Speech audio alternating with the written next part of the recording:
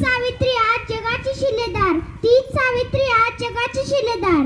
आजच्या कार्यक्रमाचे अध्यक्ष, प्रमुख पाहुणे, पूज्य गुरुजन वर्ग व माझ्या बालमित्रांनो, आज मी आपल्या समोर सावित्रीची लेक बनवून आली आहे.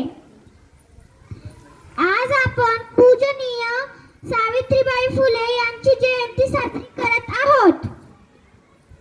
त्या निमित्ताने मी आपणास एक गोष्ट सांगणार आहे.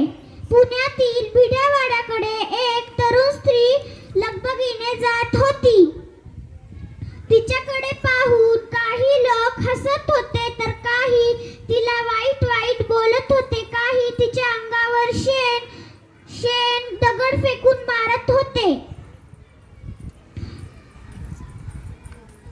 पण ती तरुण स्त्री मोठी धाडशी होती. ती न घाबरता म्हणाली, तुम्ही काहीही करा, मी मागे सरणार नाही.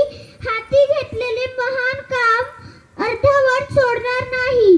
कोण होती बरं ही धाडशी स्त्री? कोणते काम तिने हाती घेतले होते? तर मित्रांनो, ती धाडशी स्त्री दुसरी कोणी नसून पूजनीय सावित्री माय होय. आणि तिने स्त्री शिक्षणाचे महान कार्य हाती घेतले होते.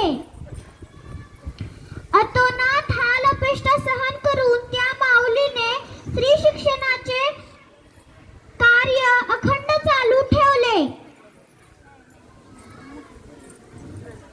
त्या माऊलीच्या कृपेने तुम्ही आम्ही आज इथे आहोत. अशा या थोर महान माऊलीस माझे शतश नमन.